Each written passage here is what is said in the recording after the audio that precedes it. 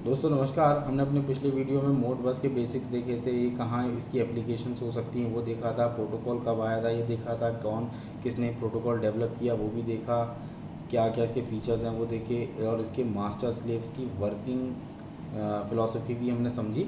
साथ ही साथ में हमने देखा कि मास्टर और स्लेव्स के क्या क्या काम होते हैं और किस किस तरीके से डेटा कम्युनिकेशन होता है। अब हम देखेंगे मोड बस के फंक्शंस फॉर्मेट क्या क्या काम कर सकता है और किस किस तरह फॉर्मेट में वो इन्फॉर्मेशन सेव रहती है। तो इसमें बेसिकली चार चीज़ें हैं जो हमको समझने की ज़रूरत होती है। चार में ही ये पूरा ख़त्म हो जाता है। इसके जो फंक्शंस होते हैं वो ये कोड के फॉर्म में होते हैं, जैसे कि 0x जो होता है इसको बोलते हैं कॉइल, और इसकी जो एड्रेस रेंज होती है,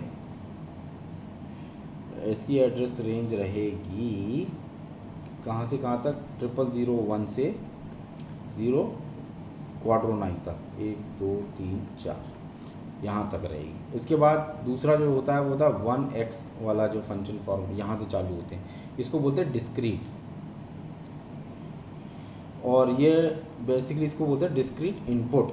और इसका जो एड्रेस रेंज होता है, ये एड्रेस रेंज से ही समझ में आता है कि कौन सा फंक्शन कॉल किया गया। तो इसका होता है ये 3 zeros 1 2 3 1 0 0 1 से लेके 1 क्वाड्रो 9 तक जाएगा। इसके बाद एक और फंक्शन होता है जिसको बोलते हैं 3x, इस कोड से जाना जाता है। इसका मतलब होता है इनपुट रजिस्टर, और इसकी एड्रेस रेंज होती है 3 1 2 3 0 1 से 3 क्वाड्रो 9 तक। अब ये याद करने की ज़रूरत ही नहीं, क्योंकि ये सिर्फ 1x 3x 0x याद कर लोगे तो बाकी चीज़ें अपने आप समझ में आ जाएगी। और इसी तरह से एक और होता है 4x। अब इसका ऑटोमेटिकली इसको बोलते हैं होल्डिंग रजिस्टर। ये अब इनके फीचर फंक्शन सब देखेंगे। इसका जो एड्रेस रेंज होता है ये होता है 4 0001 से लेके यहाँ पे क्या आएगा 4 1 2 3 4 यहाँ तक आएगा। ठीक है, तो बेसिकली अब इसको इसी चीज़ को दूसरे फॉर्म में देखा जाए तो ये बेसिकली इसको बोलते हैं, इसकी जो डेटा एड्रेस है या फंक्शंस या डेटा एड्रेस जो होते हैं, ये बेसिकली 4 टाइप्स के हो गए जो हमने देख लिया। अब हम इनको समझने की कोशिश करते हैं कि बेसिकली इसके अंदर होता क्या है, आखिर ये कॉइल का मतलब क्या है और ये इनपुट डिस्क्रीट इनपुट का मतलब क्या है, ये सब हम देखेंगे। तो बेसिकली कॉइल का मतलब क्या होता है, तो ये यूज़ होते हैं आर यूज टू फोर्स, यदि मेरे को कुछ चीज़ ऑन ऑफ करनी है, ऑफ डिस्क्रीट आउटपुट, या फिर DO ऐसे बोला जाए, टू फीड। यदि मेरे को ऑन या ऑफ स्टेट, यदि स्टेट चेंज करनी है, फोर्स चेंज करनी है, उस केस में इसको हम यूज़ करते हैं। इसको क्योंकि अब मैं चेंज कर रहा हूँ तो मैं आउटपुट भेज रहा हूँ, इसलिए इसको बोलेंगे डिस्क्रीट आउटपुट। या फिर मेरे को इसको ऐसे बोल दो कि यदि मेरे को कोई स्टेट को मॉडिफाई करना है, मॉडिफाई मोड या स्टेट ऑफ स्लेव। अच्छा, ये फंक्शंस जनरेट कौन करेगा, हर बार मास्टर ही जनरेट करेगा। अब देखना इनपुट स्टेटस क्या होता है। इनपुट स्टेटस का मतलब होगा कि जब मैं ऑन या ऑफ डिस्क्रीट इनपुट, या फिर इसको कैसे लिखेंगे, डिस्क्रीट इनपुट और स्लेव स्टेटस। यदि मैं स्लेव के स्टेटस को रीड करने की कोशिश कर रहा हूँ तो इसलिए इसको डिस्क्रीट इनपुट भी कहते हैं। ये 1x है डिस्क्रीट इनपुट, या फिर इनपुट का स्टेटस चेक करना हो तो उस केस में इसको यूज़ करेंगे। अब इसी तरह से जो हमारा जो क्या था 3x जो था वो था हमारा इनपुट रजिस्टर। अब हम देखेंगे इनपुट रजिस्टर के बारे में। इनपुट रजिस्टर बेसिकली क्या होता है, यूज्ड फॉर एनालॉग वैल्यू। ये एनालॉग वैल्यू को लेने के लिए काम आता है, एनालॉग इनपुट, या फिर इसको बोलेंगे AI फ्रॉम स्लेव्स या फील्ड डिवाइस और स्लेव इंफॉर्मेशन। जैसा कि मैंने आपको बताया, ये हमेशा मतलब पीएलसी डिवाइस के साथ, स्काडा डिवाइसेस के साथ, जैसे कि आपकी लिफ्ट हो गई, एचवैक हो गया, इस तरह के जो होम ऑटोमेशन में या घर में लगे उपकरण या फैक्ट्री में लगे उपकरण, उनमें उनके साथ ज़्यादा यूज़ होते हैं। इसलिए ये इसको इस तरीके से यूज़ करते हैं। तो ये होगा 16 बिट लॉन्ग हमेशा, और ये किस मोड पे रहता है, रीड ओनली। ये सिर्फ रीड ओनली मोड में ही अवेलेबल रहता है। अब लास्ट जो बचा इस सीरीज़ में वो था हमारा 4X, जिसको बोलते हैं होल्डिंग रजिस्टर। होल्डिंग रजिस्टर क्या होता है, जैसे ये अब क्या हो गया था, पहले हमारा DO हो गया। देखिए, हमने कॉइल में DO देखा, फिर हमने देखा DI, फिर देखा मैंने AI एनालॉग इनपुट। अब क्या बचा, DO DI AI, और अब बचा AO। तो ये होगा एनालॉग आउटपुट और to set information of slave device या फील्ड डिवाइस। DEV का मतलब डिवाइस। अब ये भी 16 बिट लॉन्ग ही होता है, बट ये क्या होता है, both read and modified mode में रहता है।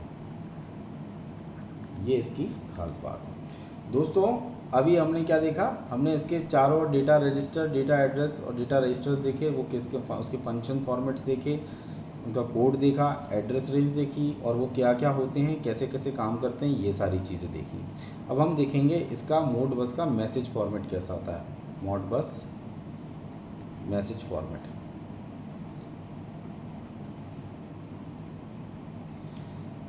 अब इसका हम देखते पहले ASCII ASCII format, ASCII frame देखते हैं इसकी, ये कैसे रहती है।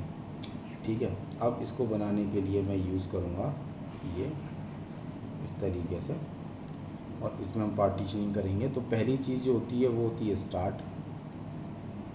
ये इसकी जो लेंथ होती है, ऐसे करके इसको बना दो इजी। ये थोड़ा ख़राब हो गया, 1 सेकंड, अब सही आएगा। ठीक है, तो स्टार्ट होता है, ये होगा 1 कैरेक्टर का, CHAR 1 कैरेक्टर का स्टार्ट हो गया। उसके बाद आएगा एड्रेस, ये रहता है 2 कैरेक्टर का। इसके बाद आएगा फंक्शन, ये भी रहेगा 2 कैरेक्टर का। फंक्शन के बाद आता है डेटा, जो कितना भी अब बिट्स में रहेगा या कैरेक्टर्स, सॉरी इसमें तो कैरेक्टर्स में ही रहेगा, आता रहेगा, n जब तक रहेगा तब तक आता रहेगा। Then your LRC which is again of 2 character. उसके बाद जो बचता है वो होता है END, और ये भी होगा एंड ऑफ फ्रेम, या जो 2 कैरेक्टर का रहेगा। इसमें LRC जो है ना, ये क्या है आपका, ये एरर करेक्शन के लिए होता है, एरर चेक करने के लिए होता है कि जो मैं इन्फॉर्मेशन भेज रहा हूँ वो सही से इन्फॉर्मेशन जा रही है कि नहीं जा रही है। इस चीज़ को चेक करने के लिए हम इसका इस्तेमाल करते हैं। इसको बोलते हैं लॉन्गिट्यूडिनल रिडंडेंसी चेक, ये इसको बोला जाता है। और इसकी जो रिमोट ट्रांसमिशन यूनिट की जो फ्रेम होती है वो कैसी होती है, उसको भी देखते हैं। अब ये जो फ्रेम होती है इसको बनाएंगे।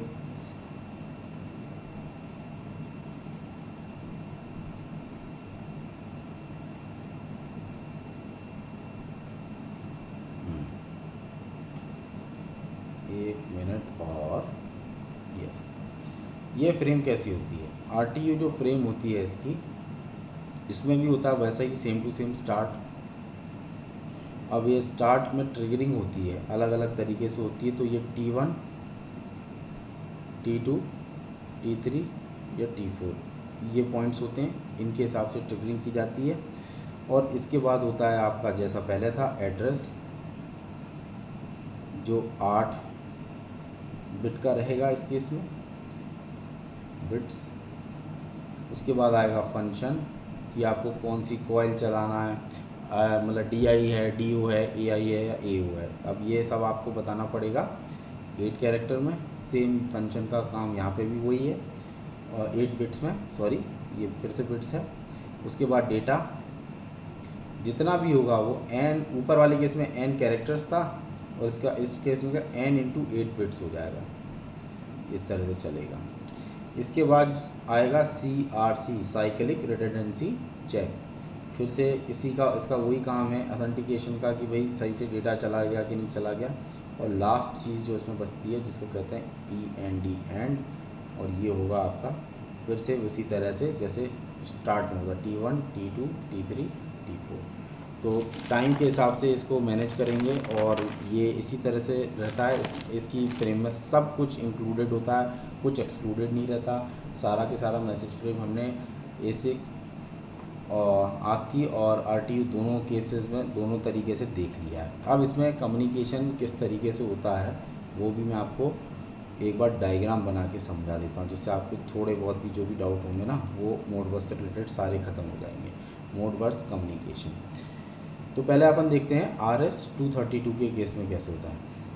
RS-232 केबल जब हम यूज़ करेंगे तो एक रहेगा मास्टर, दूसरा रहेगा स्लेव। अब आप कम्युनिकेट करते रहिए, ठीक है। इसी तरह से दूसरा जो होता है वो होता है जब मैं यूज़ करता हूँ RS-485 को। तो इस केस में क्या होता है, एक मास्टर रहता है, मल्टी ड्रॉप नेटवर्क की तरह काम करेगा। 1 2 3 4 ऑल स्लेव्स। अब ये क्या करेंगे, ये आपस में इस तरह, मतलब ये क्या करेगा, मल्टी ड्रॉपिंग सिस्टम का एग्जांपल हो गया। ये कितने हो सकते हैं टोटल, ये हो सकते हैं 128, ठीक है। और इसको बोलते हैं, इसलिए इसको बोला जाता है मल्टी ड्रॉप नेटवर्क। साथ ही साथ में दोस्तों ऐसा नहीं है कि सिर्फ ये RS-232 और RS-485 पे चलता है, ये TCP/IP को भी सपोर्ट करता है। जब मैं इस तरह से बनाता हूँ तो ये इसमें तो और लेवल ऑफ कॉम्प्लेक्सिटी बढ़ जाती है, चीज़ें बहुत आसानी से कनेक्ट होने लग जाती हैं। तो ये किसका एग्जांपल देके मैं आपको बता रहा हूँ। इसमें ये रहा मास्टर, ये रहा स्लेव, ये रहा फिर मास्टर, ये रहा फिर स्लेव, और अब ये इससे भी कम्युनिकेट कर रहा है, इससे भी कर रहा है, इससे भी कर रहा है। हर चीज़ हर किसी से कम्युनिकेट कर रही है ना। तो ये मल्टी कम्युनिकेशन नेटवर्क बन जाता है। तो कोई सी भी चीज़ किसी से भी कम्युनिकेट कर सकती है, ठीक है। एक और इसमें हल्का सा डायग्राम है जिसको हमें देखना चाहिए। तो इसमें क्या होता है कि जब मास्टर और स्लेव कैसे आपस में मैसेज भेजते हैं। तो मास्टर में क्या होता है, डिवाइस का एड्रेस होता है, मास्टर डिवाइस का एड्रेस हो गया, उसके साथ फंक्शनल कोड आ जाएगा जो वो ऑपरेशन एग्जीक्यूट कर सकता है, और जो क्वायरी डेटा है, डेटा क्वायरी जो भी आप कर सकते हो वो, और फाइनली एरर चेक। ये पूरा बन गया एक बॉक्स, ठीक है जी, ये पूरा एक बॉक्स बन गया। अब क्या होगा कि जो मास्टर है अब वो स्लेव से कनेक्टेड है। अब स्लेव का भी क्या होगा, सेम ही चीज़ होगी, डिवाइस का, स्लेव डिवाइस का एड्रेस होगा, ठीक है। एड्रेस के बाद क्या होगा, फंक्शनल कोड होगा। उसके बाद क्या होगा, रिस्पॉन्स डेटा, जो क्वायरी है उसके हिसाब से अब ये क्या करेगा, रिस्पॉन्स डेटा रेडी करेगा। रिस्पॉन्स डेटा के बाद क्या करेगा, फिर से वो एरर चेक करेगा, और उसके हिसाब से अब इस क्वायरी का रिस्पॉन्स भेजेगा। तो ये एक पूरा चैनल है जिस हिसाब से ये कम्युनिकेट करता है। दोस्तों इससे ज़्यादा मेरे को लगता नहीं है कि और इसमें कुछ है। जब करेंगे तो बहुत सारी चीज़ें निकल के आएगी, लेकिन मोडबस के बारे में इतनी इन्फॉर्मेशन बहुत ज़्यादा है। और यदि आप और भी कुछ इसके सिवा भी यदि आप कुछ जानना चाहें तो आप कमेंट सेक्शन में ज़रूर बताइए, मैं सब कुछ आपको रिस्पॉन्स करूँगा। बहुत बहुत धन्यवाद।